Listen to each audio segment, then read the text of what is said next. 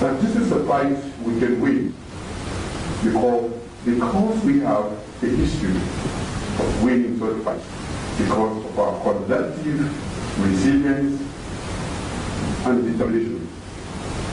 I hope by the time you leave here, you'll be inspired enough, aware enough, and to share that with the rest of the country so that we fight off this menace. For me, the life of every Sierra Leonean matters, and that is why I prioritize human capital development. So what I want to do is to make sure that collectively we make sure that nobody dies of corona in this country. I cannot do this alone. We have to do it together, and that is why I've called you to this meeting. We believe that as a government, the best way to deal with the crisis is to prevent the crisis. The best way to deal with the crisis is to plan well ahead of that crisis. And that is exactly what we have been doing before today. Well over a month ago, my government implemented a series of well-thought-out measures to screen, monitor, test, and isolate persons who arrived through our major ports of entry. So that has been ongoing. We didn't give a lot of publication to that because we have had no incidents, and we did not want to create panic, nor do we want to do so today. For that same reason, my government prepared 3 testing sites and isolation units, and we are working on equipping treatment centers around the country. For that same reason, my government has deployed the military to all ports of entry to provide security and support compliance with health directives. We did quite a lot of that, and the Minister of Health and Sanitation will be expanding on those. For that same reason, my government has activated emergency operations centers to level 2 to coordinate initial response, preparedness and response, and also a toll-free number 117 and a dedicated call center in place. For that same reason, my government has issued travel advisories that are consistent with the threat level. Resource constraints notwithstanding, ladies and gentlemen, we acknowledge that we could have handled some situations better around the quarantine administration. But we are fast learning, we are a fast learning government, and we continue to implement forward-looking improvements to our processes and management of everything around the coronavirus. I've taken leadership of the fight against corona, and I intend to lead a lean, well-structured and fully committed team of Sierra Leoneans and our partners. So I'm urging all Sierra Leoneans to adopt a disciplined approach to our key preventive imperatives of hygiene, social distancing, and cough etiquette.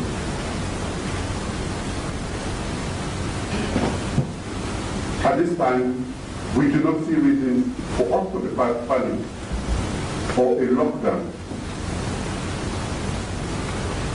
But things can change very fast, and we will respond to those rapid changes robustly up to declaring a state of emergency to protect public health and safety. At this juncture, I will now call on the Minister of Health and Sanitation to give you more details on the activities that we have been doing so that you can have detailed understanding of what is in place and what has been taken.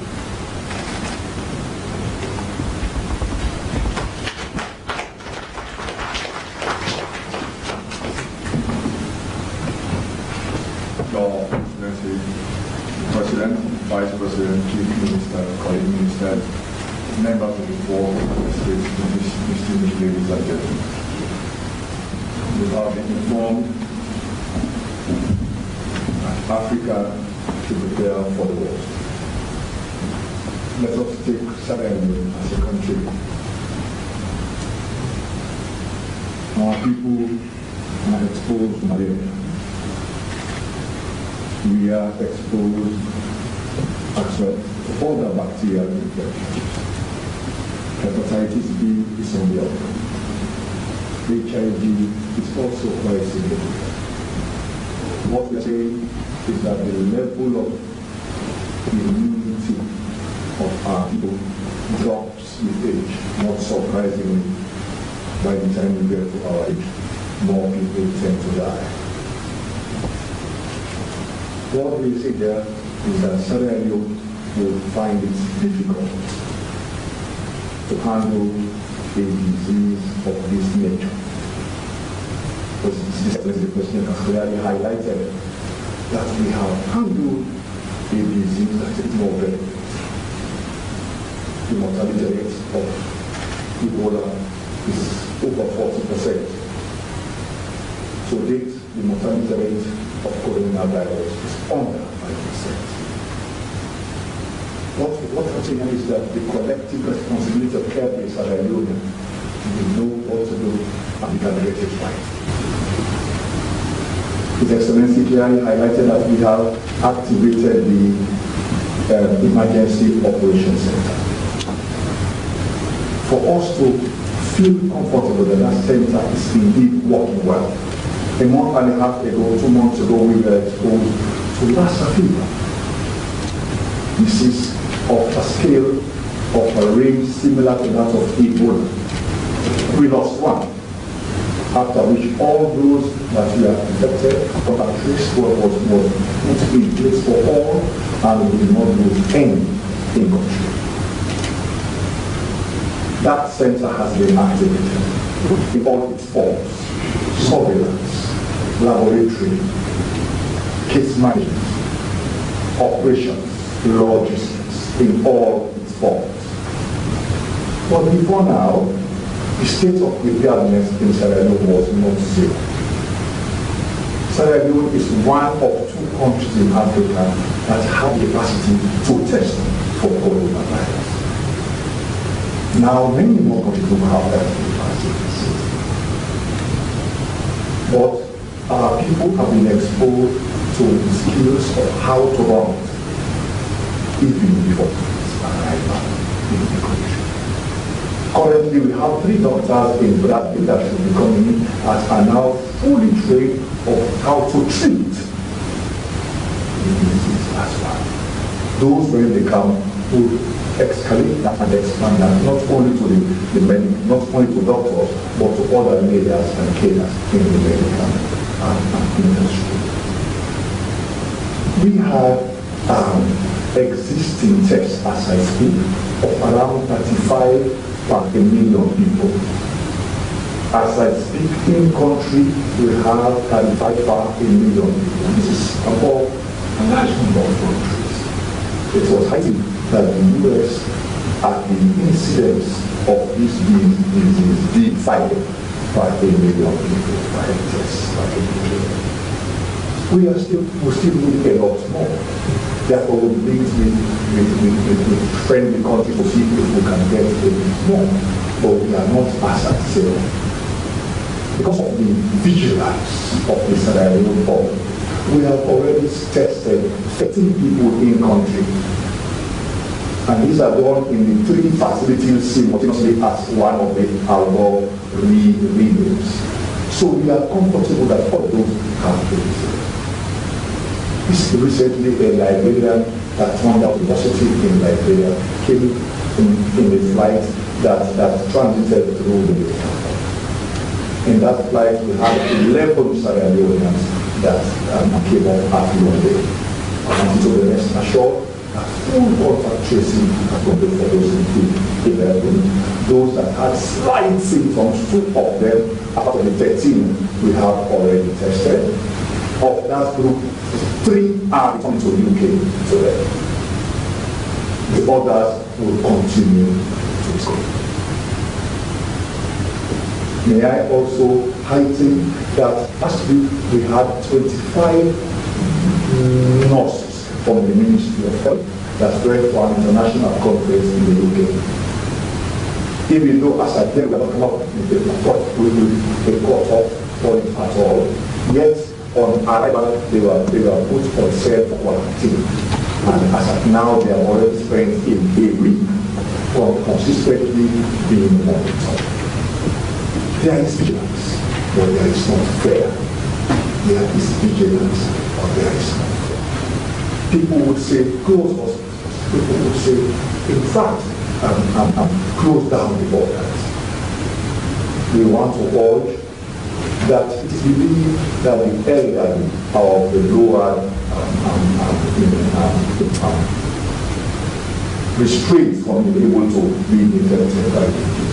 We think the school system protects the young at this time. Now that there is no incident at all, it is recommended that the school opens until the end of this month. However, if there is any incident, one, then schools will join. When I say schools here, I mean learning institutions, schools and tertiary institutions as well. Currently, colleges are taking exams as of now. And now we have no incident at all. We recommend that goes on until the end of the month. His Excellency the President has given authority for us to give notice, 72-hour notice to stop flights into the country. This is so because we do not have corona as of now. It can only be with us by coming into the country. So 72 hours, 21st of this month will be the last country for various flights. We had to do that because from the 4th of February that we started treating or screening, so the 9th of February, or 9th of March, we had quarantined 178 people. We did not know because it was a policy of government not for the public. Of that 178, 89 had left the facilities. 14 days tested consistently, being free, being clear of disease. But last week has seen a major surge. On the 16th, we had 88 people coming with various flights. Yesterday, 74 people came in with various flights. The facilities in Sierra Leone, not the Ministry of Health, the facilities in Sierra Leone is extremely difficult to cope. It became quite clear when we had to use Blue Gate International Hotel. We assumed the hotel was functional, and it was. For 4 years, it was barely been used. So if you went to the door, you clean up the place, if you close a room for a year, you can actually smell that there's problem there. All that has been put right. Let me say this: electricity, water, cleanliness, bedding, towel, sanitary issues, all that has been put right. But it is never a 5-star. And there are other facilities we have to use now that are not even to the level of the Leone facility, the Leone Hotel. So there are movements of people after you spend 4 or 5 days in one setting, and we'll sleep and we are certain that, not certain, but we believe you are reasonably okay, we move on. So we started using facilities as Popular Hotel as well. And those who spend 10 days and more, we move on. And we started using facilities in the Western area as well. We have over 200 people on our quarantine. Let us recognize quarantine does not mean you're sick. They should not be stigmatized. We are just in a observation for us to ensure that they love their family enough to join them. If anything, when I spoke to those at the Leone International Airport, I said they are indeed the patriots of this country because they want to meet their relatives, but they want to ensure their relatives stay safe. Their relatives are not infected or affected. That is why they stay away from them for just 14 days. May I end by saying that the 3 testing sites have the capacity to be able to do up to 40 tests a day. May I also say that the isolation and treatment center that exists at the military hospital is purposely built for infectious diseases. And that one is a 30-bed facility that allows for a flow from observation to treatment, with an associated laboratory facility as well to screen, monitor, and treat. If we are overwhelmed by that facility, we can rapidly put into swing a 100-bed facility, the one at Jure, the China Friendship Hospital, for which I am meeting the Chinese ambassador for Dr. African. Its use and work has already started on that. We do hope not use it at all. We do hope we will stay and use only the isolation facility at that for if at all. But the people have already started to be vigilant enough. Yesterday, a nurse, a Sierra Leonean nurse, working in Liberia, came to Kailam. The people of Kailam were vigilant enough and advised her that she must be isolated, not self-quarantine, but in the hospital isolation center. She is there as of now. We have two people at the Balam quarantine center. One is a Leone from Abu Dhabi, another is Russia. Let me say the Sierra Leoneans come to Guinea, abandon their passports, and come with laissez-passer or ID card, or you might not even trace where they are coming from. So the vigilance at that point is stepped up now. Now we will stop flights from coming in as of the 21st around Palam entry point or Gendema entry point out to the key. At Gendema, we also have just one person on the again, the Sierra Leone for I would like to encourage each and every one of you to believe that indeed we are a country that may be in a difficult economic condition in time. But we have been exposed to the viral hemorrhagic fever. We know what it is. And the people as a whole are vigilant. It may reflect as if they are in panic and they want you to do things, so many things at the same time. Let us take a controlled approach in our response. But the Ministry of Health, the Emergency Operations Center, is in an activation position to be able to respond to the disease. Thank you.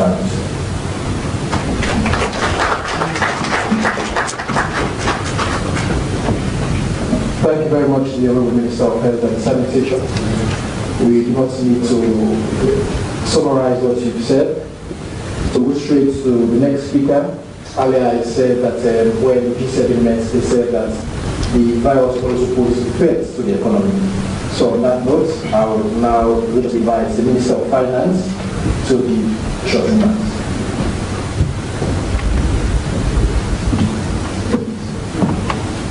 Thank you very much, Mr. President. Your Excellency, Honorable Vice President, Chief Minister, colleagues, members of the 40th State, good afternoon to you all. The Ministry of Finance, the allied agencies, the National Revenue Authority, etc., we are busy looking at the economic ramifications of the coronavirus.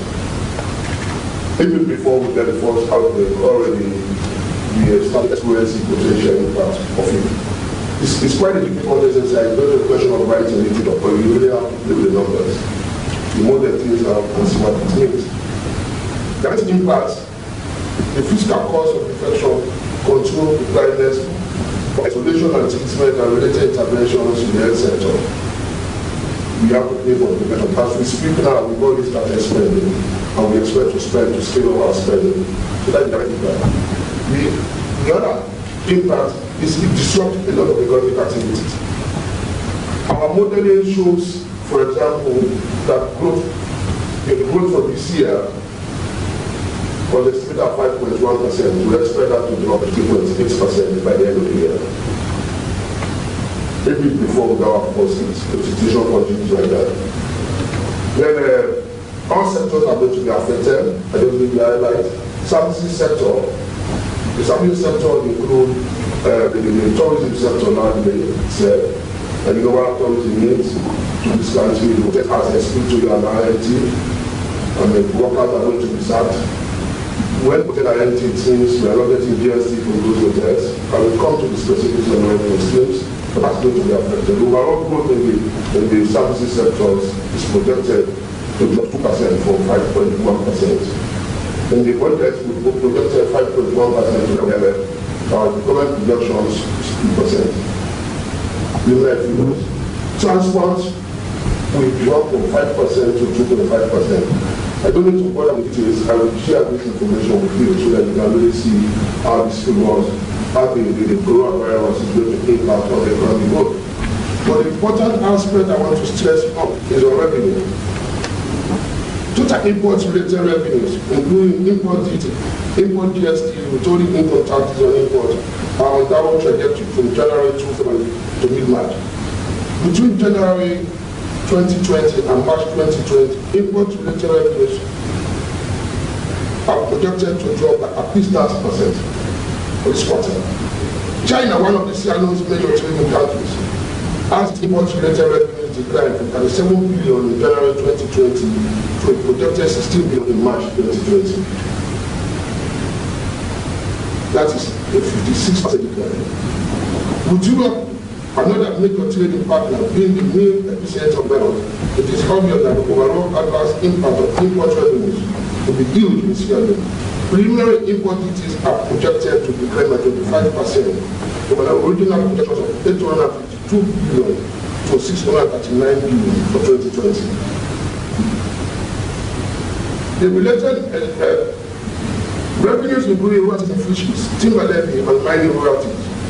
Should the demand for our exports, marine minerals and timber, slow down due to global weakening of demand for such commodities, it's obvious that the export volumes will be curtailed as associated lower price of such commodities will scale down profit margins and revenues.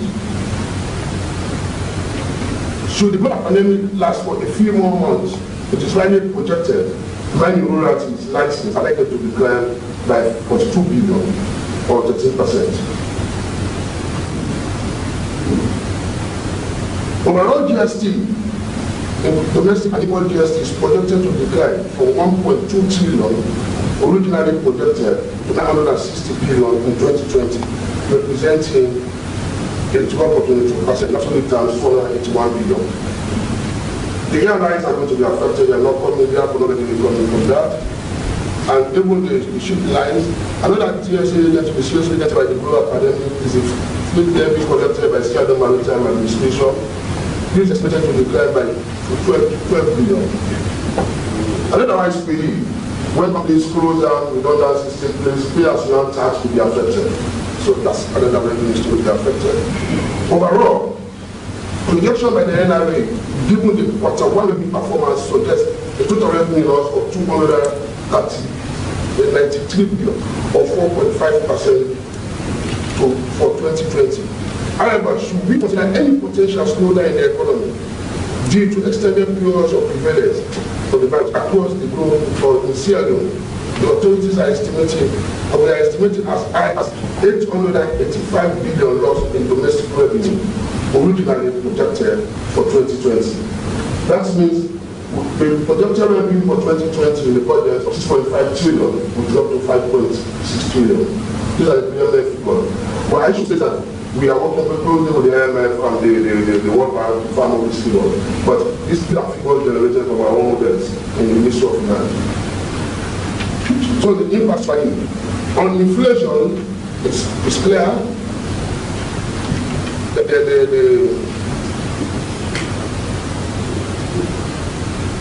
The virus will disrupt cross-border regional and international trade, causing reduced supply of essential commodities, and certain that impact on prices and loss of business incomes. The shocks will disrupt supply of basic commodities and consequently result to higher inflation and inflation. This will in fact decline in terms of inflation. could recall that inflation was, as of 2018, was about 80 to 90%. This is progressively declining, and we are projecting it to be in by the end of this year to next year. But we expect that to be reversed, with the implication for not only basic purchasing power, but also million-term inflation like target.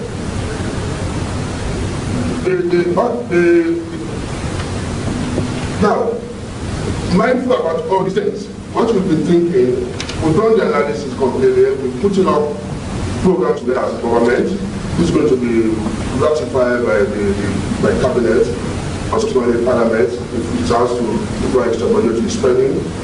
But the figures will come far more because we still work with the Central Bank and we work with the IMF and the World Bank to see what package is going to get. But overall, the thrust of the program we're putting together, the economic program, is to pushing the impact of the shock on the economy, businesses and households. The one objective is to sustain the stability, keep the stock levels and maintaining price stability. You need to make sure there's enough fear in the market. You need to make sure there's enough rice, enough onions, enough essential commodities. How do you go about that? One way we're looking at the very discussion with people, as I speak to you, there's a meeting in the Ministry of Finance now with the tourism industry. We're discussing possibilities of tax rates or property tax deferment. And what's necessary? We're looking at the figures.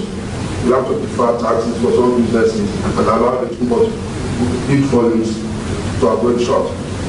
We work with the Central Bank to create special facilities for businesses to enable them to continue operations. Special facilities could mean negotiate with the bank for interest for businesses. Because if you allow the businesses, one of the problems you have to do the business sector was not very focused. But we want to keep some of them in business and probably the tax department to maintain part of the workers in the industry. Because there's massive drop-offs now as I speak to you. I personally went to 3 hotels on observation. We don't have already started taking the lead. I think we have to move in and see how we can solve those situations. But the other thing the business community is looking for is foreign exchange. And that's why reserves are meant for. But the question of why do we keep reserves when we are good? So who always have that question? When you say you have 500 million reserves, reserves are really meant for this type of situation. And our current reserve paper is about 3.5 points of import, which means we are not exporting to can survive as a country for over 100 days of the country. Household. No, because how serious we are as a government. We always think that's the simplistic way of putting the meaning of reserves. How many months of this body? So the quantum of resources. How many months can you survive without anything coming? So whether we come down to the decide to each on our reserves, we can survive as a country for 100 days. Household. We're thinking about support to vulnerable groups through cash transfers and full assistance. We have to do that. We're now looking at the figure, the poverty levels by district, do some minister schemes, like what vulnerable groups are. We're going to work with the NGOs for some of the support if the situation escalates. We do sustaining the macro stability is good for the households, we can keep that.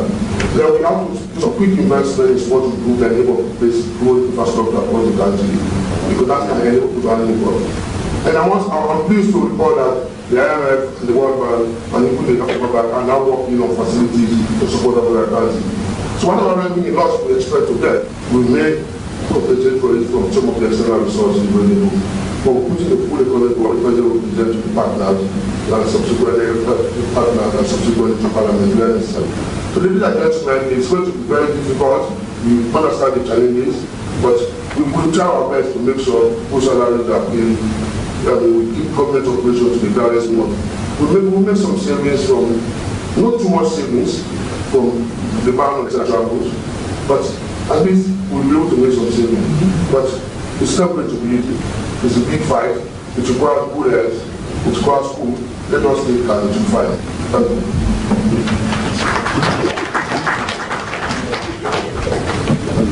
Thank you very much, the Minister of Finance. I guess from the response, or not from the audience, you're expecting to receive loads of questions. On that note, we then proceed very quickly to the Deputy Minister of Defense, so that can give us short remarks.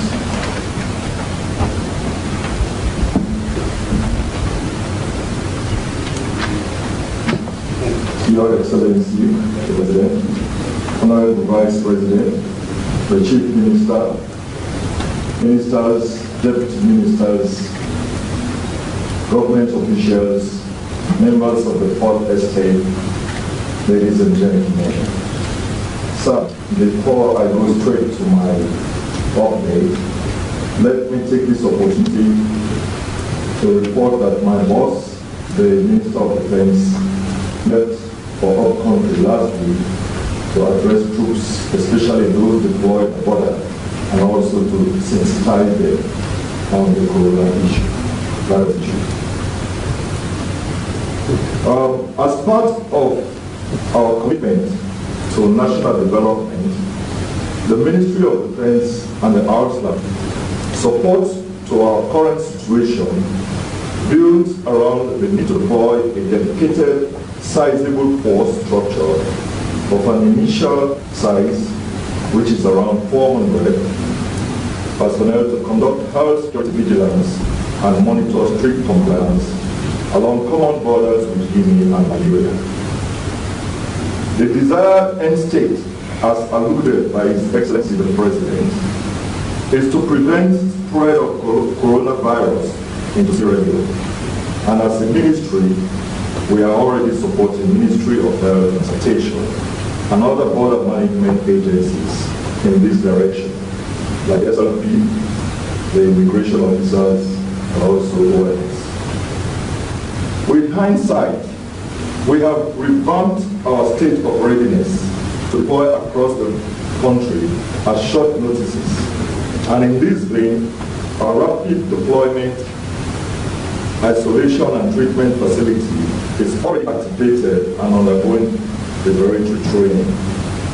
This is done jointly with the Ministry of Health and Sanitation to bring everyone up to speed with the desired expectation and defined rules. In essence, our activities are geared towards prioritizing the level of cooperation and coordination with stakeholders, successfully preventing the virus from making its way into Sierra Leone. From a planning perspective, we have agreed on the following priorities, and these include, among others, the following. 1. Establish and maintain satellite coronavirus locations to be manned 24 hours a day to control access through border crossing points. 2. Support Ministry of Health and Sanitation and other border stakeholders in providing the enabling environment for thorough health screening, that is temperature checks and hand washing compliance of people entering into this country. 3. Conduct health screening in areas without health officials of all persons entering and leaving Sierra Leone through our border crossing points. Provide a dedicated team to undertake quarantine tasks. And lastly, at the same time, fully prepared to undertake any other task as the situation evolves in order to ensure a safe and secure environment from coronavirus. Sir, already we have established a command center at Leone International Airport, and our personnel are helping to provide extra services to complement the efforts of existing facilities in the area of contact. Yesterday, we escorted a number of inbound passengers to hotels that are identified for this purpose. And as we speak, sir, our personnel are deployed at Hotel Companero in Newton and Roquette. We also have a deployment at Comfortry and Buya hotels in the Port Local district and the Leone International Airport. At the moment, the Minister of Defense, like I said, is Comfortry. These are some of the measures we have put in place. But at the same time, we are anticipating different scenarios so as to predict situations in real time. Let me say with certainty that our approach is carefully structured to enhance our preparedness and handle this as better as we could. Thank you, sir.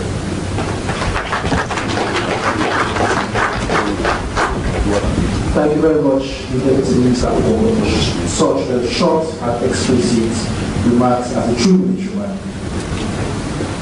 Ladies and gentlemen, on that note, I would like to invite the Minister of Information and Communications, who has also been doing interface between the public and government.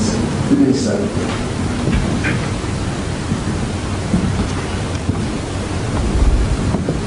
Your Excellency the President, Honorable Vice President, Chief Minister, colleague ministers, civil society members of the here present.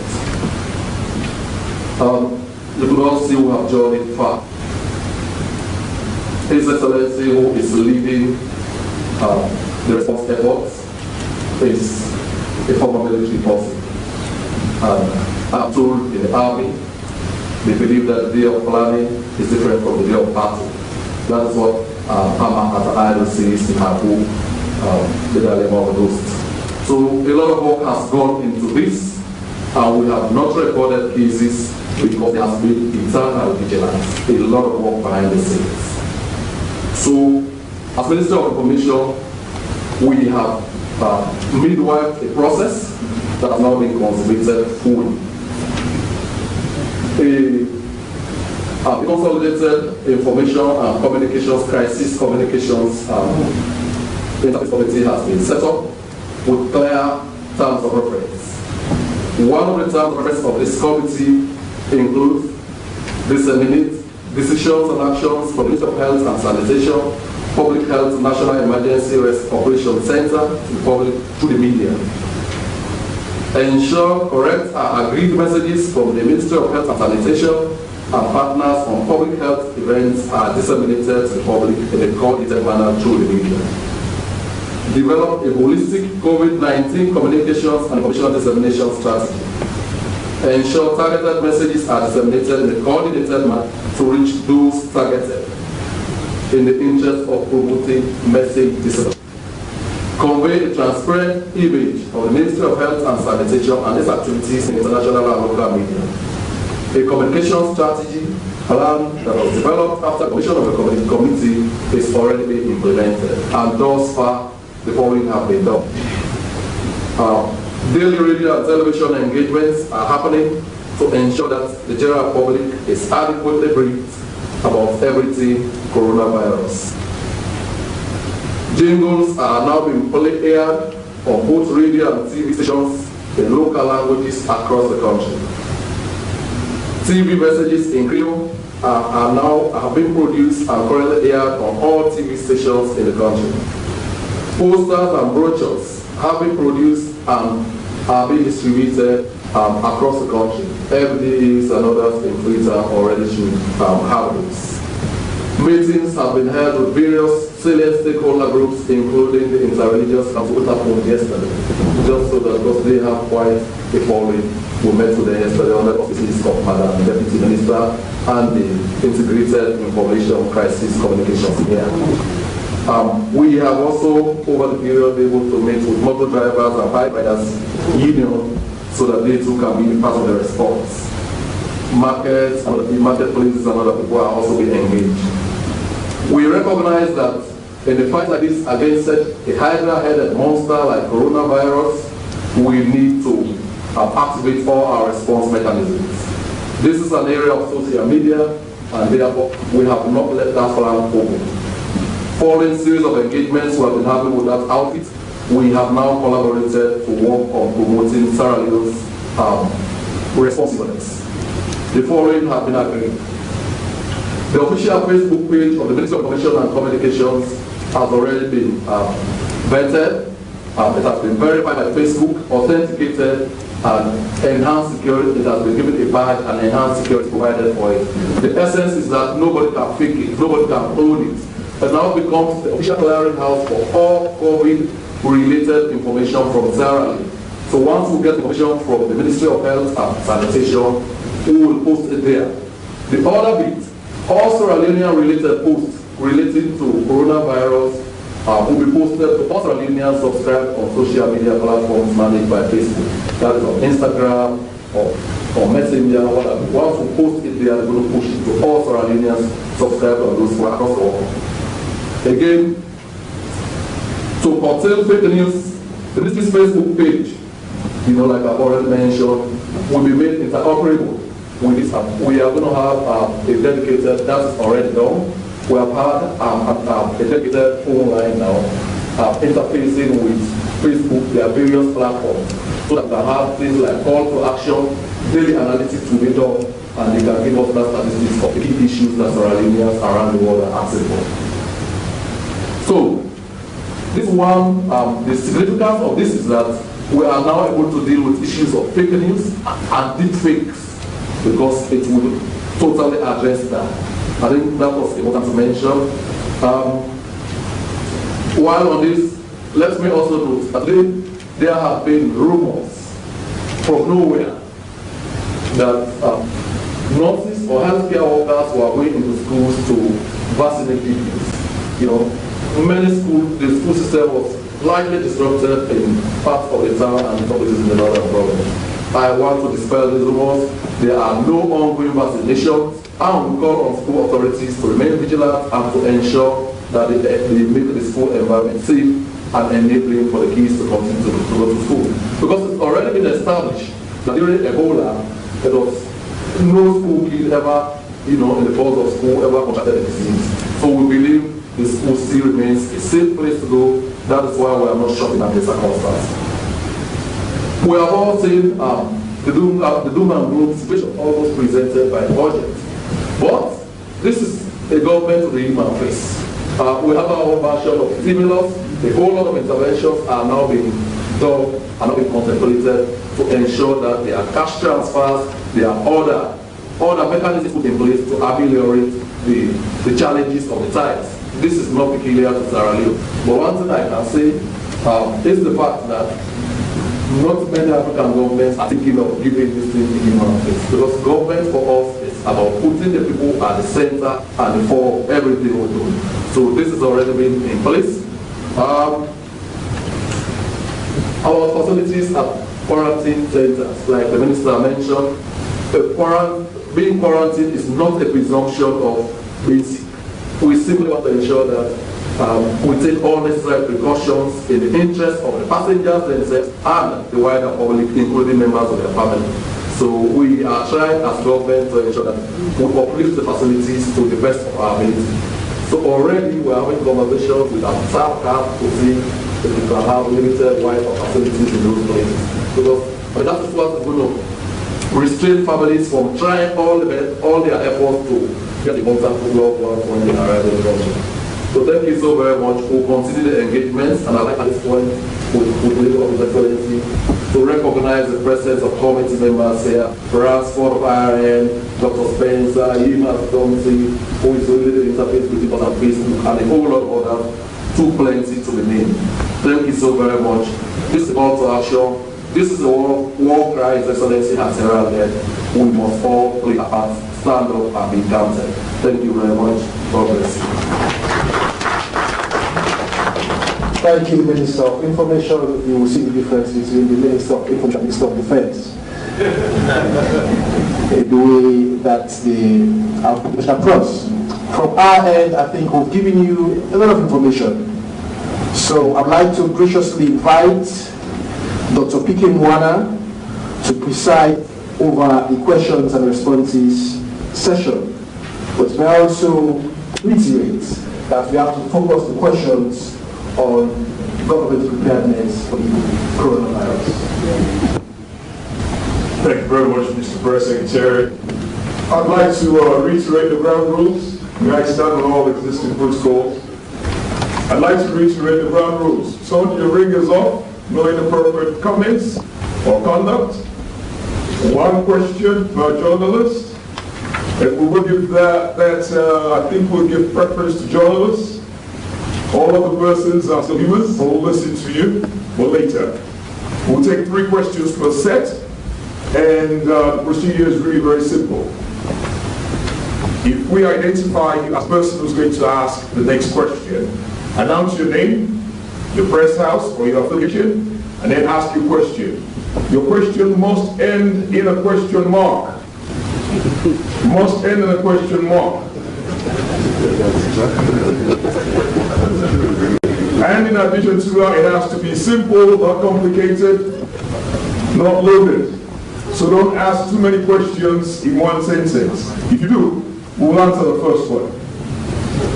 All your questions will be directed to me, and I'll pick out and then I'll pick out the sector experts who may be invited to answer those questions. Are we all clear on those? Thank you. May I now invite a journalist from the floor.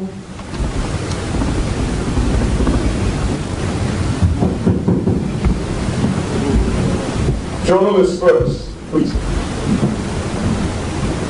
Yes, sir. I'm Thomas Dixon, for New Age newspaper. The question is with regards the statement of His Excellency the President last night. He point 7 to be particular. Sierra Leoneans are concerned about point 7, and I think that has kept the rumors. So I want it to be made explicit by either His Excellency or the Minister of Information about point 7, congregation, religious congregation, about physical contact and so on and so forth. Can you ask the question precisely, please? My question is, point 7 is not clear. Can it be clear? What is point 7? The number we all know what point 7 is. About physical and social contact. Not related to physical gathering, cigar sports, congregation, religious and public gathering, and so on and so forth. Are you indicating the points on social distancing? That's it. Social distance. Thank you, sir.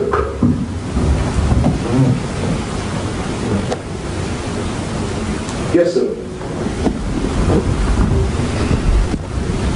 Long by reports for AYV. I want to ask on to know the amounts allocated so far to the response and what's the projected budget and what's the transparency mechanism around it. Thank you. One final question for this set. The gentleman, no, the second gentleman, right there. Thank you very much. I'm Dauda Koma, independent observer. What was that, sir? Dauda Koma, independent observer. I want to know the people that are on currency, if they are national or they are a mixture for national, if they are very sir. If they are Sierra Leone national or they are mixture for national, sir.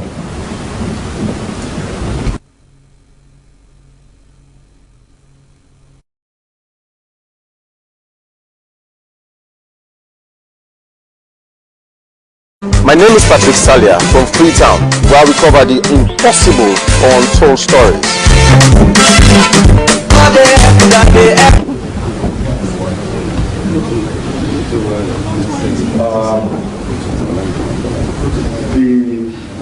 The virus is described as one that is transmitted through droplets, coughing or sneezing.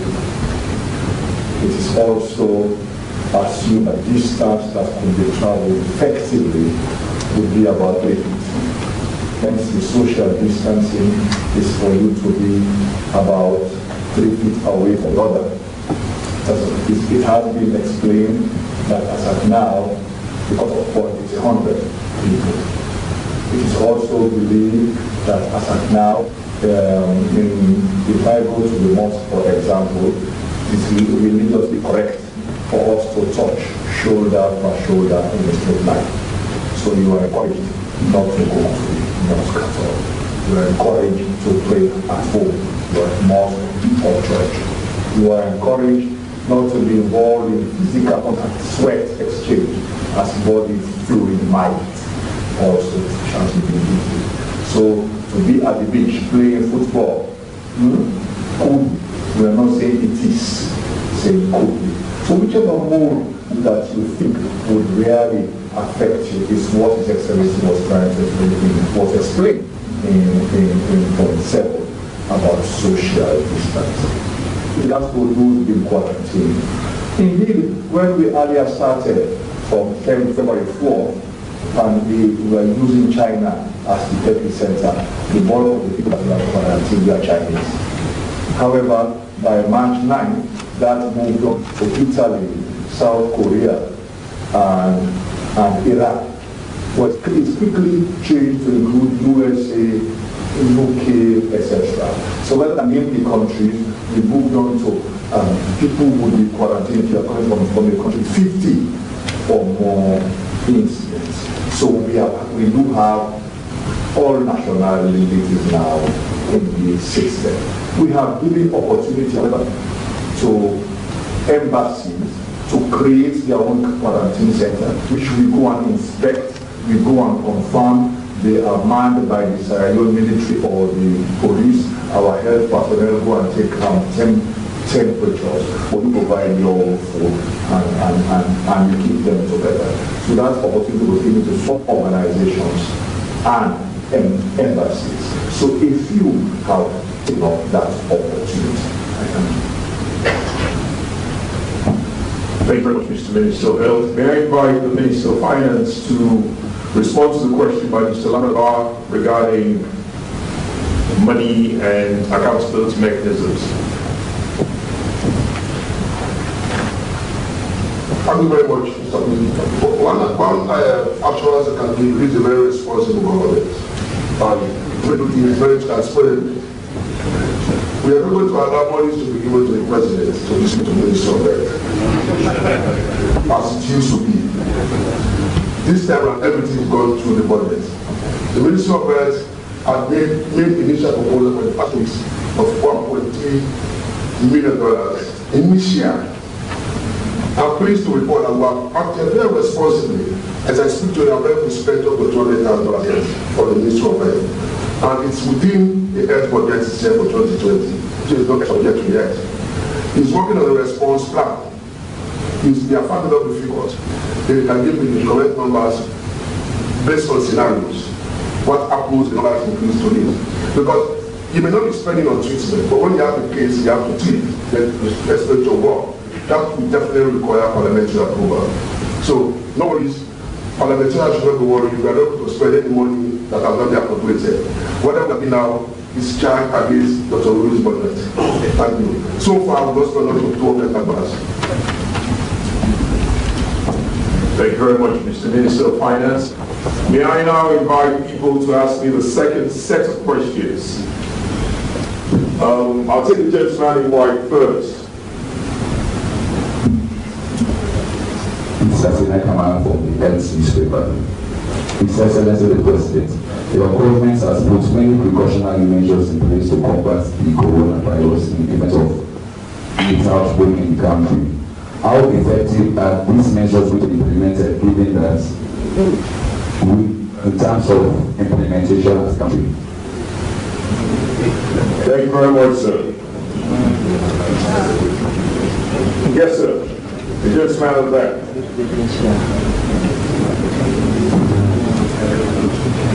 Hi, good afternoon. My name is Omar Kwan for the BBC. Doc, I don't know whether clarification amounts to a question, in which case I'm only seeking clarification. As long as there is a question mark, we're good. Okay, so I have the question mark. I've just received an SMS here from the head of the civil aviation saying that there is an international convention that obliges countries to give 72-hour notification to airlines before they can stop them flying. So today being the 22nd of March and not the 21st is when he says flights cannot be allowed to come to Sierra Leone. And I've also seen a press release here which addresses what the minister said that the 21st, and that press release is issued by the Ministry of Transport. That date, 21st of March. Could you kindly clarify those 2 dates, just so we don't inform public wrongly? Thank you, sir. Does that end the question mark? Yes, it does. Thank you. One more question for the set, for this round. I think there's a gentleman here. Right here, sir.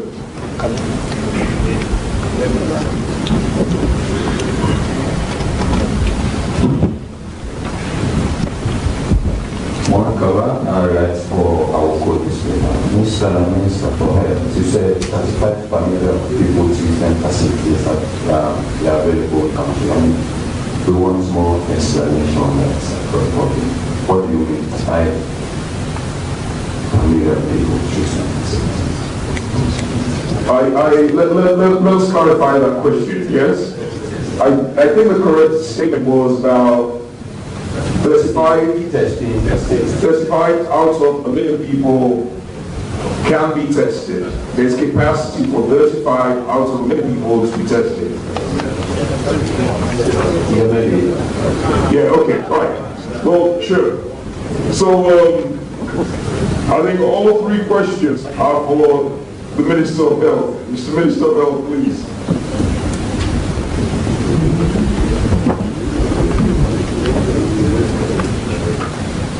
Health newspaper. How effective are these measures? Now, this is a time when we talk about the individual. We are really talking about the hygiene status of the individual. How effective can you wash your hands? It is said that the virus can easily be transmitted into the orifices, eyes, nose, mouth, air. So why you are asked to wash your hands? Because you do not think of it. You wash your hands about 1,000 times a day, if not more. Wherever you go, just wash your hands. The focus is to wash your hands quickly. So, however, you can use bar soap. Why?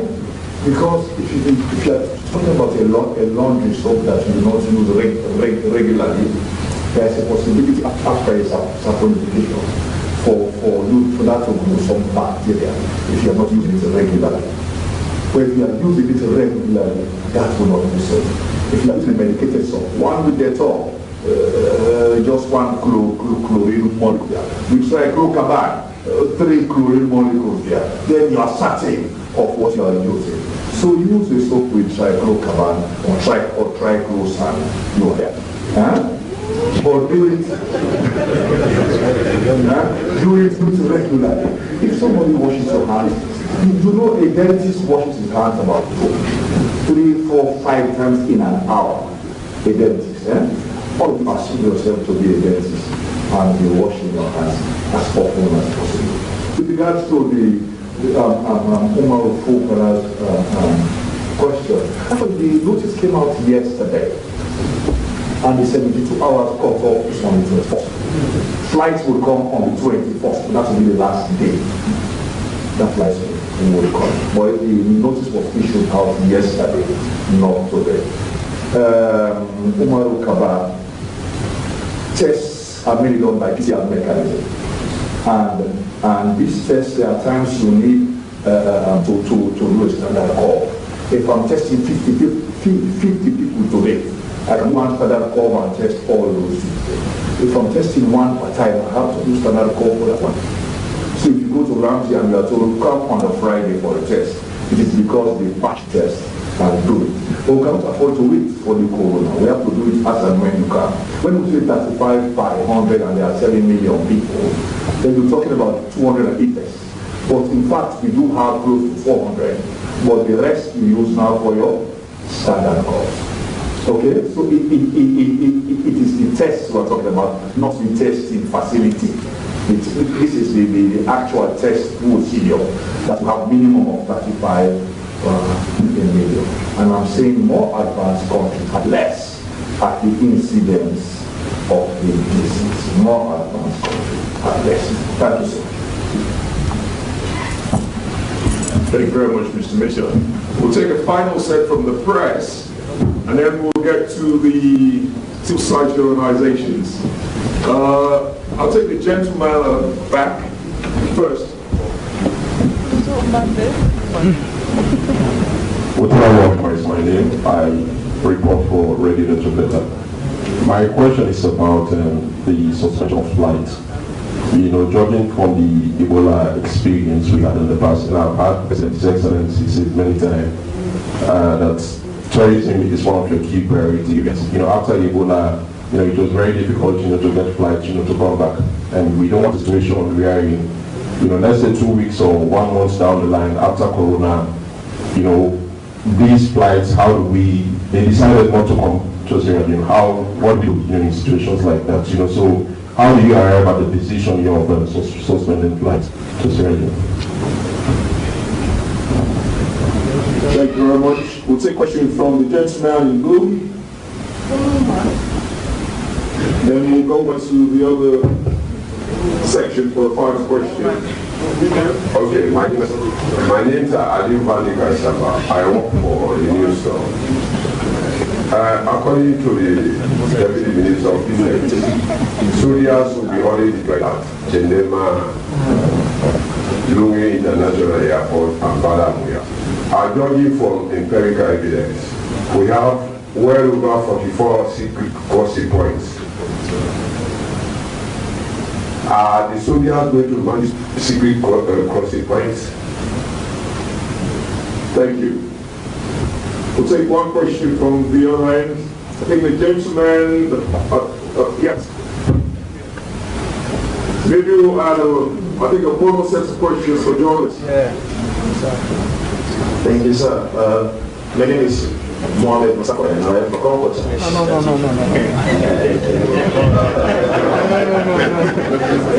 Anyway, but the question is, how far has the Ministry of Health considered the burial team? The virus is not here yet, but what happened during the Ebola had to do with burial teams protesting and then creating problems for even health workers. So have we considered that in our arrangements? Thank you. I think in the interest of, I think in recognition of His Excellency's agenda for women, for gender, I see a female journalist who is insisting on asking questions, and we may now give her the privilege to ask questions. Thank you very much. Asma James is my name. I'm here representing Sludge Response Committee.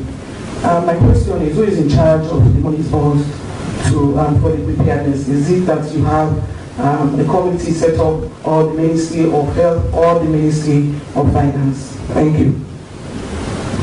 Okay, well, that'll be the third set of questions. May I first of all invite the Deputy Minister of Defense to talk about crossing points. The illegal crossing points. Thank you very much, Doc. Well, naturally, we are all aware of the issue that our borders are very porous, and we cannot man those borders by pegging soldiers to all of those crossing points. However, we have intensified our deployments along most of the legal and Class A and Class B crossing points, border crossing points. So what we do normally, we have what we call joint patrols between the police and the military. Because we cannot be able to peg soldiers along all of those crossing points, we do border joint patrols, wherein those crossing points are monitored, and at the same time, the soldiers and the police also sensitize the locals in those areas so that they can report on any illegal incidents. So we are trying very hard, and we have stepped up, like I said, we have stepped up our deployments along most of the border crossing points that we think are legal border crossing points. I have no much idea about illegal border crossing points. I hope I answered the question. Thank you. Thank you very much, Mr. Deputy Minister of Defense. May I call on the Minister of Health first to talk about burial teams.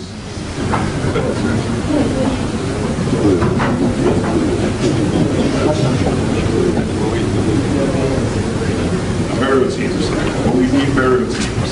Should we talk about protest? Well, first of all, let us hope we don't have to use burial teams. I'm a bit worried for those of us still the candidates there. But the chief medical officer is right here, and I said we have activated all the pillars of the EOC, and one such pillar is surveillance, and one such sector of surveillance is burial. And indeed, the burial teams are not activated, but they are on standby. Not activated, but they are on standby. And the costings we are going to present to the Minister of Finance, there is a scenario there that if we have to use them, allocation has been made. So this time they will not go on strike.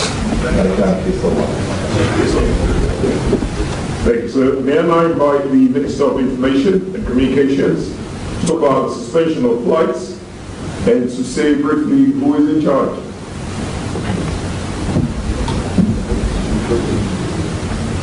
I've been quarantined, not talk about money, so I won't mention one just in case you wanted to help from me on that. The most competent person that is here. So let me first read to you the press release, the press statement on the suspension of flights. I mean, some of you might not have seen it.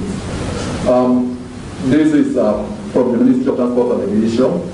The Ministry of Transport and Aviation hereby notifies the general public that all flights scheduled to and from Freetown International Airport have been suspended until further notice, effective 21st March 2020. The only exception for this notice are emergency flights.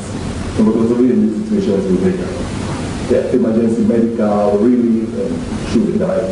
Airline operators are hereby requested to strictly adhere to this suspension notice and make all necessary arrangements to ensure that cut-off date is respected. This notice is in line with the enhanced preventive measures as directed by His Excellency President Julius Maada Bill against the coronavirus. Ministries, departments, and agencies are all to collaborate very closely to support and ensure compliance with all preventive measures and guidelines as directed by government. Together we can fight to stop this deadly virus from entering society.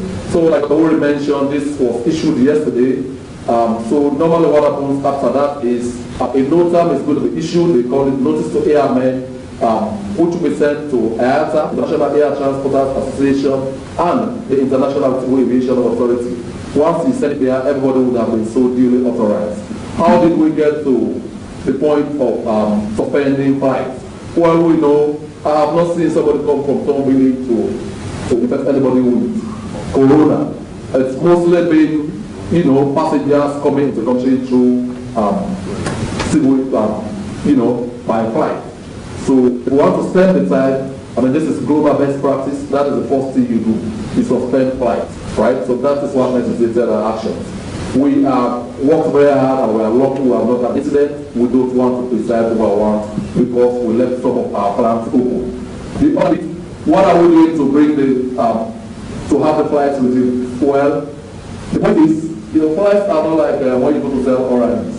They plan annual calendars, right? They plan route, agree, put the logistics, pre-position all resources for that. This is a brief eclipse. I am sure when we deal with the issue of the coronavirus, we will resolve. It's like tourism. Many people say we are doing some airport somewhere. It does not attract tourism. The country has to be the primary attraction. You have to have the breathtaking tourist potentials for tourists to come in. So with flights, it's about passenger volumes, it's about planning, it's about pre-positioning resources. It is not that you have accidents. Maybe the places where they originate, they are not wrong in right now. So this is not an isolated. Thank you very much. So the Minister of Finance will talk about money. Then I would myself not to mention money. I'll invite the Minister of Finance there. Thank you. As I said earlier, we are not using different practices. Resources are managed in line with public financial charge. As I said, we've not basically disbursed 2 billion to units of it, and that's part of the allocation. The normal, the systems are here. When we create new systems, that confusion is. We are so civilized to create completely new systems because of the coronavirus. And what we've done vouchers, we are capable of paying monies to Ministry of Finance within hours if there is a need. But we cannot keep them excess money to keep it in the bank's account of the Ministry of Finance. The custodian of the money is the Ministry of Finance. Of course, we keep the record of the money, the actual payment in Central Bank. You authorize them to pay. And we can disburse money in 2 hours if you so desire. There are no problems where people now. So, and there's no extra system. We have not gone to the stage where we can warrant open the separate account. And let me just say, this is initially, but when the integrated strategy is costed, money should be donated to the institutions that are responsible. For example, if you have to give military officers for the deployment they've done by the border charge, it doesn't make sense to pass it to the Minister of Defense. It goes to the Minister of Defense directly. That will be charged against the account.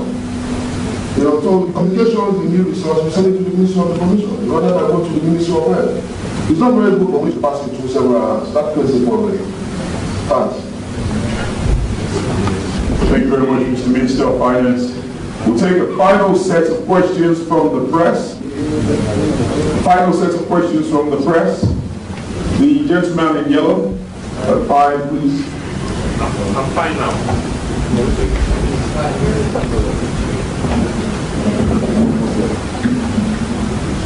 Thank you. My name is Basir Samsi. I work for Star TV and Star Radio. We have heard about the airport and the port across areas, but not much attention on the river line areas. I think we need to pay more attention here. Even the committee personnel need to attack those areas as well. Thank you. The river line areas. Do you have in mind those crossing points, rivering? Yes. I think that's been addressed. So we can probably... No, those are illegal to the point where I'm talking about the river line areas. It's common. Okay, all right, certainly, thank you. Yes, sir. The gentleman is good. So the gentleman was back. Yes, sir. Right here, sir. Yes. Mohammed Jawani Ali from Political Newspaper. I haven't heard anything about test kits and ventilation machines, which we may need in extreme circumstances. So how many of those we have, and are we making preparations to have more in worst case scenario? Ventilation machines. Final question for the press. Yes, sir. Yeah, my name is Samba Tenja. I write for newspaper. Quick one. And I want to ask, with regards to the quarantine, I want to know if sufficient food is provided for the people that are quarantined and other utilities or basic social needs they will need when they are on quarantine. And also, I want one question, sir. Only one question. We'll answer only the first one. Thank you. I'll invite the Minister of Health, please, and then the Minister of Defense. Minister of Health first. Ventilators and test kits, yes. Let me say I highlighted that we do have a special isolated entity for such ailments at for military hospital. And that hospital I mentioned is fully equipped to handle such incidents. And indeed, that facility do have ventilators. You make a reference to the other government hospitals. You do not expect to take coronavirus patients to other hospitals apart from those we have highlighted. Maybe before the China Prevention Hospital, and 2 small ones that at Balam with 6 beds, and that at Lungi with 10 beds. For now, we do not have ventilators for Balam or the Lungi. For now, this is one of the requests we are making to the friendly government to support us on that. But we do have all what we need in that form military hospital. Sufficient food.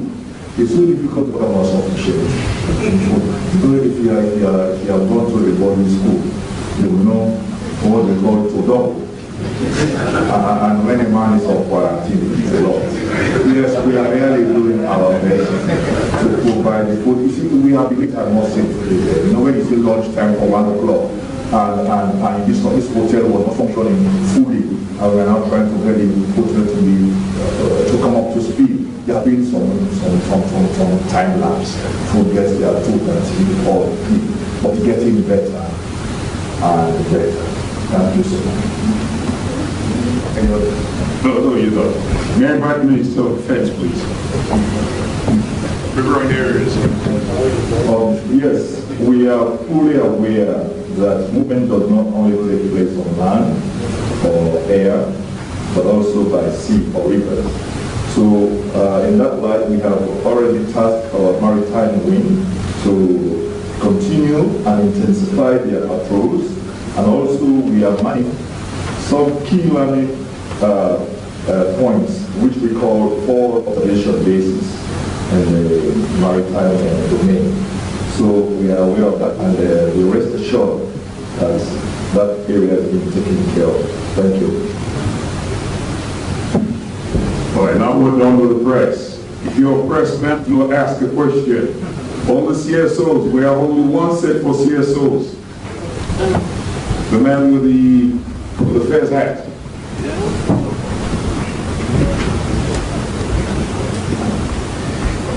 Thank you so much. My name is Chelwa. I represent public school. I want to thank the President for particularly acknowledging that some of the actions around the quarantine may not have been handled properly. My question is around trust, the public trust. The information on who will be automatically mandatorily confined specify that you have to come from a country with at least 50 cases. That made our compatriots who listened to that, follow that information, and they came into the country. And yesterday's report suggests that folks from Nigeria, from Ghana, are being held in Lungi against what was the stipulated instructions. Can you clarify and update this information for people? Because again, I think it pertains to people believing what the government says to us. Thank you. Thank you, sir. Let's have a question here from this other row. Right here. Thank you very much. My name is Marcela Sama from Campaign for Good Governance. I want to take a cue from His Excellency when he says that the best way to prevent the best way to address the situation is to prevent the crisis. We still do not have clarity. I've listened carefully on if the flights are suspended from outside Europe or America coming to Sierra Leone. The greatest threat now is Guinea and Liberia. I think it should have been a mistake point around movement into Sierra Leone. So I'm still a little bit jittery about the situation in Liberia with regards to Leone. And still on security, I think the greatest concern that we're missing now, the ministers who are sitting here, I was expecting to see the Minister of Agriculture. Because in the event of crisis, the biggest challenge to Sierra Leone is food. Ours is a subsistence economy. So basically, preparedness should be holistic. And we might want to, in the immediate short term, know about what are the plans of government around food security. Thank you. Take a question from the gentleman over here. We'll get to you. I think civil society members like extra questions, so we'll give you guys an opportunity to ask 5 questions. Yes, sir. Thank you very much. My name is Edmond from Native Consumption Research Center. The Minister of Finance was talking about to pushing the money. Apparently there is the fair price has been raised by 50% in the market. And are we expecting the fuel price to go down again? And then plus he's talking about the fat tax. Are we expecting now we saw there is the implementation of the finance after 2020? which of course abort or eliminates promotions, recalls.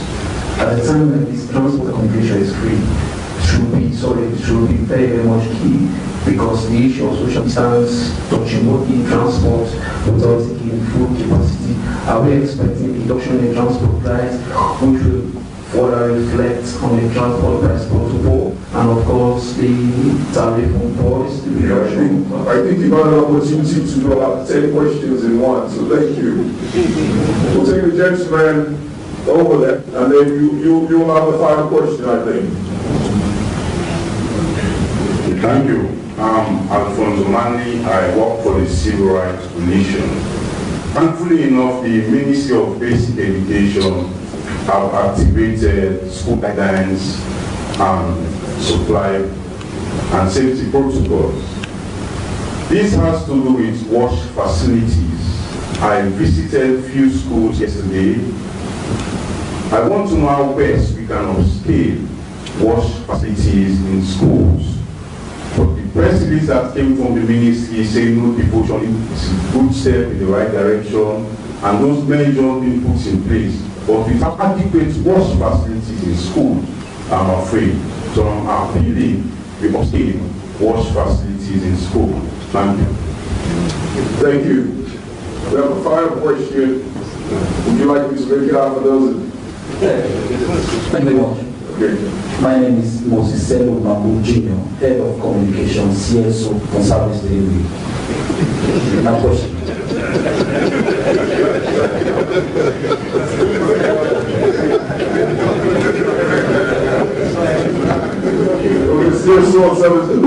Yes, thank you. The question is, all of the preparedness have not had any involvement of the Sierra Leone Port Authority.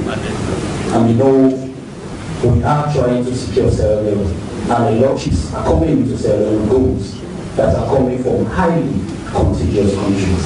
Do we, as a government, have any plans to involve the Sierra Leone Port Authority in all of the preventive mechanisms? Thank you. Thank you. Final question. The dozen. Here, please. This gentleman. Thank you very much. My name is Andrew Lavali. I work for the Institute of Governance Reform. I hear quite a lot of government action, and I think what is missing is government working with citizens to co-create. So what are the opportunities for us to create a feedback loop between citizens and government? So if we have solutions, for example, our institute normally produce what we call operational research, and we just did one sometime this week. So what are the opportunities for citizen feedback loop? And I'm saying this to the minister. Thank you. Okay, Mr. Fatoma. No, Mr. Fatoma. We don't quite want you to be on the RDB in the morning. Nicholas Fatoma is my name. I work from Chadi. Our concern here is on human rights and also the rule of law. The government of Australia has placed restriction on the movement of citizens and also their right to assembly. And all the constitutional government rights radio are now advancing in order to develop legislation to match up the international emergency crisis. Did the government consider light restriction as illegal because there's no law in place for now, that authorizes them to do such a thing? Thank you. Thank you. I'm not going to say clear about that question. I don't think it's President is reading. I think the statement by the President was that it was strongly encouraging. I don't see that as an authorization. But you may know better. Okay. I'm only an English professor, so you go ahead, sir.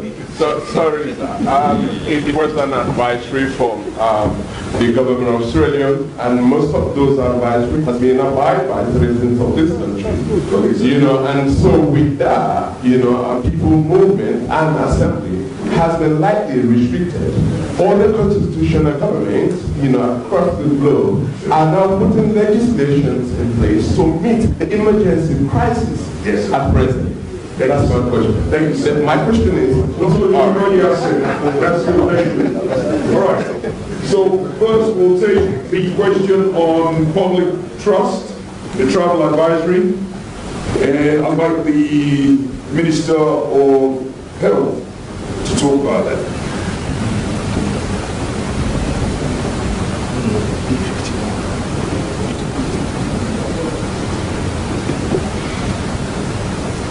My legs are like a shit.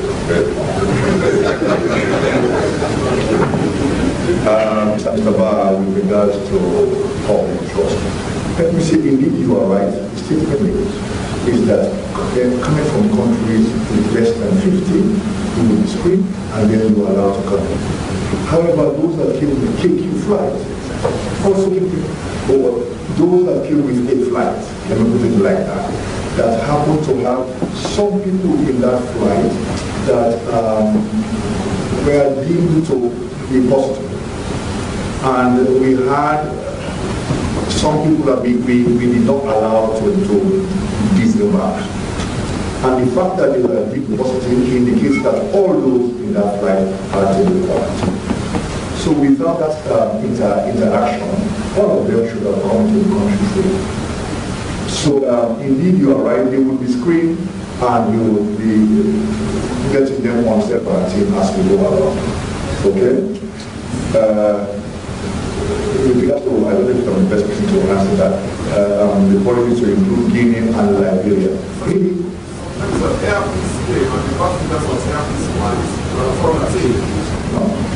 So airpiece coming from country under 50 is extra enthusiasm. We will go on that clear.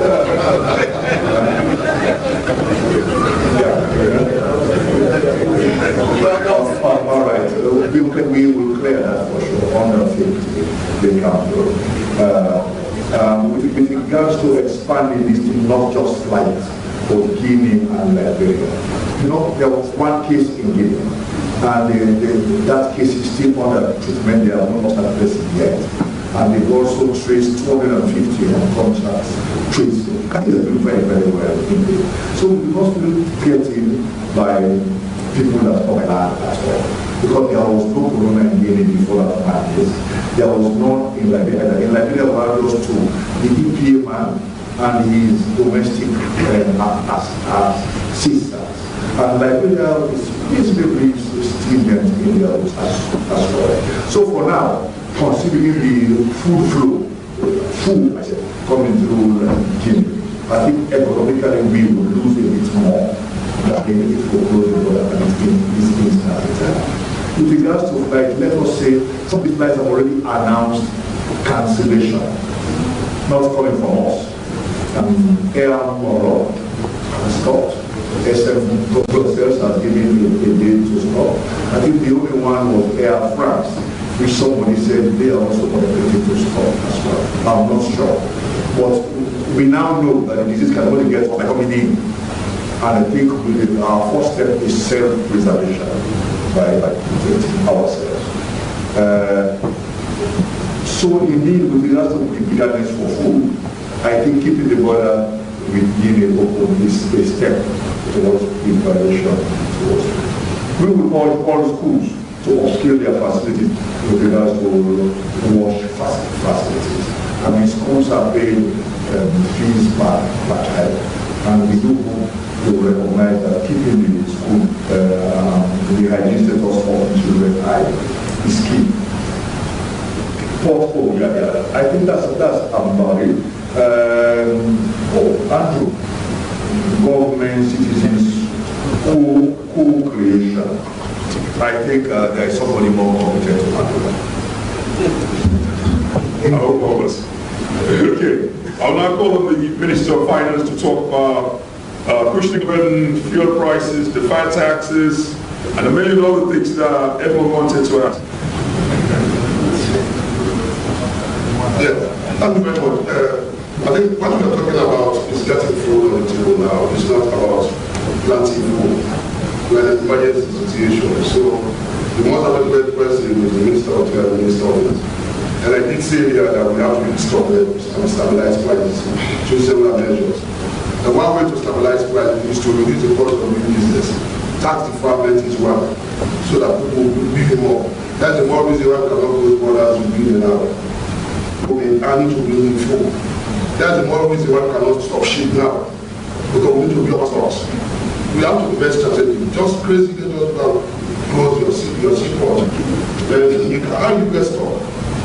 So we have, because we want to build up stock levels, they have to do the question of the preventive measures, particularly poor to the ship, whatever reasons, I mean that's the Ministry of Health are there.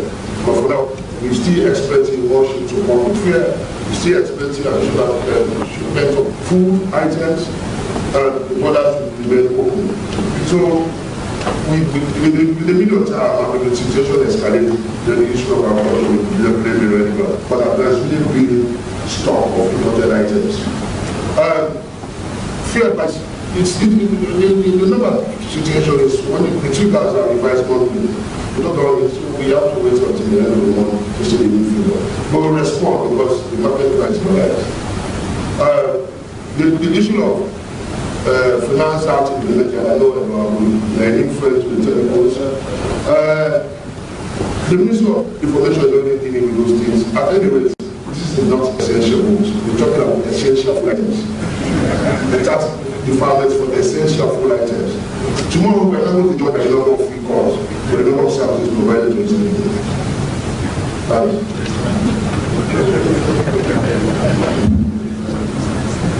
Okay, now I'm going to invite the Minister of Basic and Secondary School Education to speak briefly about provision of wash facilities at schools. Thank you, Dr. Secretary. Thank you very much, Excellency, Vice President, Chief Minister, and Colleague Ministers. The Ministry of Basic had already taken several steps, weeks in advance. All school safety protocols had already been activated. That means every school in this country has two people trained to be able to isolate anybody who has high fevers. All schools had water buckets to wash their hands, be activated for children who come to school to wash their hands when they come to school. And those were already in place. And the decision that we did over the last couple of days was to limit crowding in compliance with the recommendations of the government. We know that there are schools that have fewer than 100 people, but as the Minister of Health said, social distancing means you have to space how people interact. And assemblies, when we stand in assemblies, we stand next to each other in assemblies. So that's why we cancel assemblies, even for those who have less than 100 people. And there are only very few schools, very few schools that had more than 100 people in class anyway, in line with the free quality school education program. Well, we've expanded on classrooms, lowered double shift, and built new facilities. And those schools that were affected were recommended to bring those classrooms into two. Building wash facilities is part of the strategic plan of the Ministry of Basic and Secondary Education.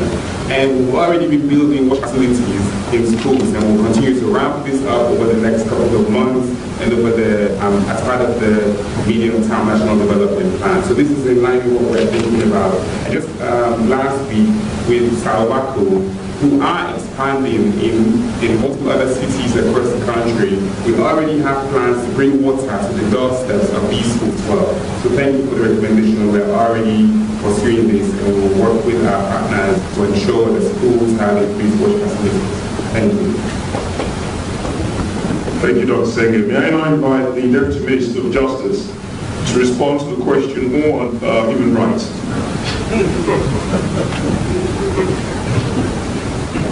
Thank you very much, Dr. Mona, Excellency President, Vice President. Thank you, Mr. Fatoma. It was very much great that we have a president who is a conscious Democrat, and he very much believes in Chapter 3 of the Constitution of Australia, which was about the protection of the human rights. And this same provision of the Constitution that speaks to the protection of the human rights, Section 29 is very clear what it is to do. If you look at the Constitution, which I have a copy here, of Section 3, Chapter 3, Section 29, reading down to, if you have the President has the power to declare a state of emergency if in his opinion there is anything else involved. What the President has been doing basically, as we all agree, he has been giving directives as part of the nation, encouraging people to apply certain regulations to ensuring that we keep our public safe. But going forward, apart from the Constitution, we have very, very good legislation, which the President also, we, alongside the department, we already, I think that from the time we were so directed to go about it, when you look at the public health ordinance of 1960, it's very much clear.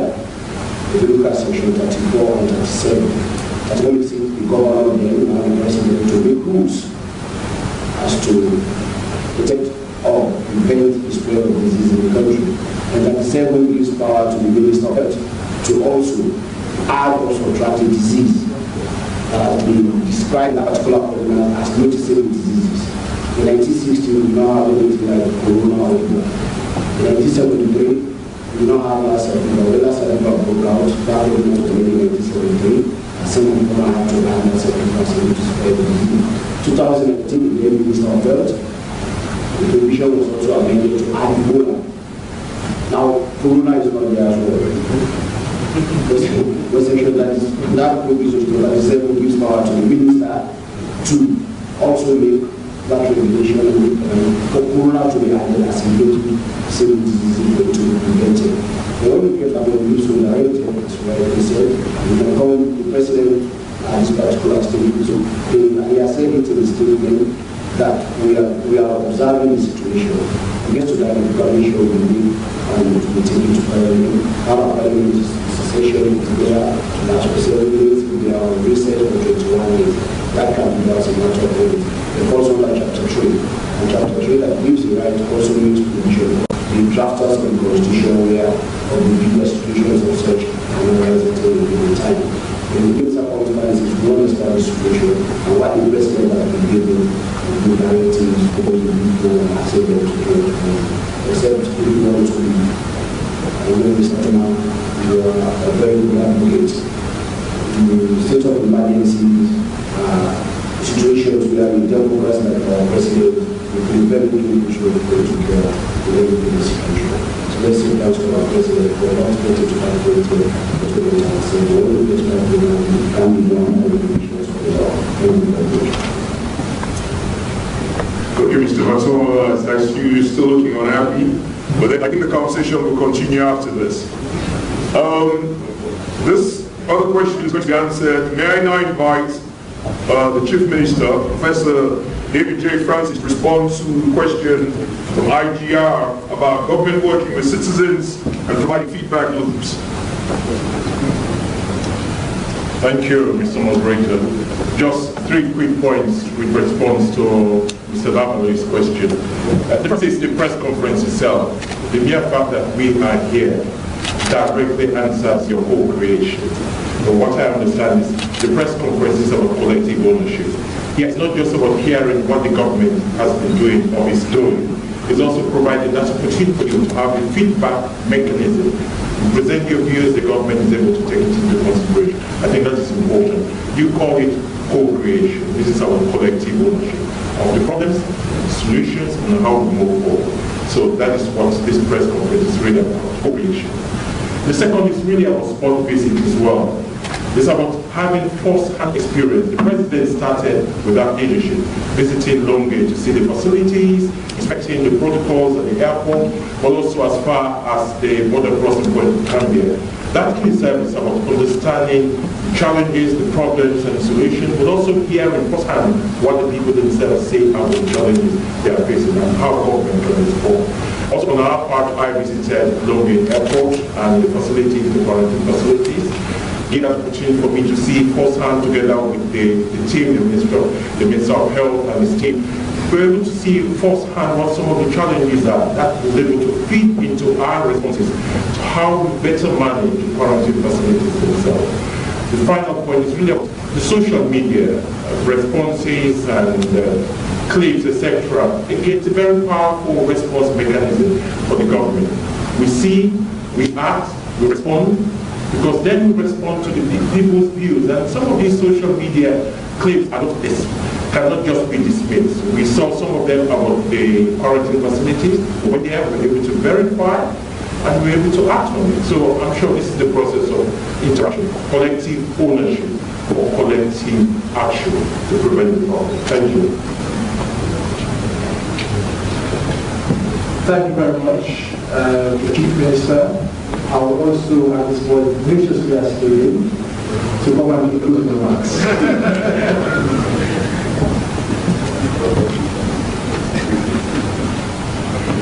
Thank you, Mr. Moderator. And let me start off by thanking His Excellency the President, the leadership of His Excellency the President in leading on the coronavirus prevention and preparedness.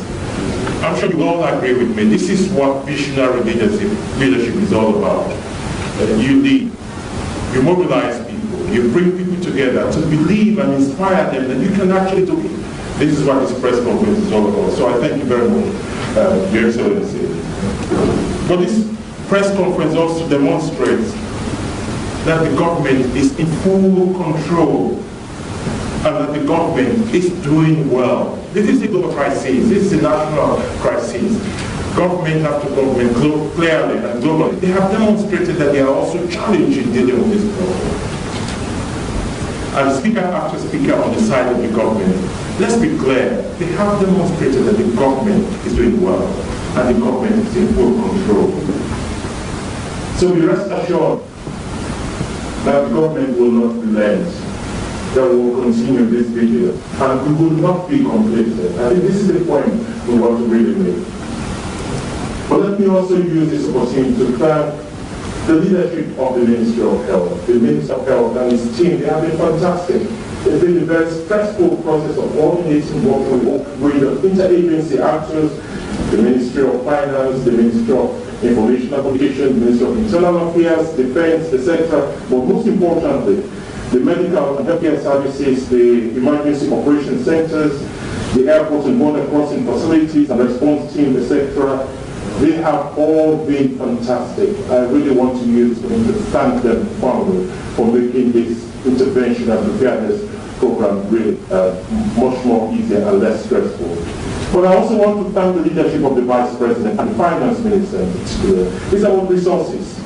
We can organize, we can plan and put issues together. But if you don't get the resources allocated in time on time, the Vice President has worked closely with the Minister of Finance to make sure that we get the resources needed for this response. Let me also say, Your Excellency, that this press conference is really to reassure the public that we are fighting very hard to prevent coronavirus from entering Sierra Leone. I mean, the Lord forbid, if it does come here, that we can contain the spread and kill the spread that become something that we do not have to deal with. Let me also say, Your Excellency, that we want to thank all of you for attending, for making the time to come engage in this collective process. The media in particular have been very much impressed with the lively, dynamic and progressive exchanges. And be rest assured, some of the issues that you bring, they are legitimate issues. The government will frankly look into it. So let me conclude by saying that COVID-19 is a global crisis. And that Sierra Leone is doing its very best to prevent it from coming here. We are lucky as of now that we have not had any conflicts in this country. If you look at the map of the sub-region, we are the only in that sub-region, in that hotspot. But we can only do it as a collective effort. And this is what His Excellency is saying. It is our collective responsibility to maintain the vigilance vigilance to prevent the outbreak here. So let me conclude by putting His Excellency the President.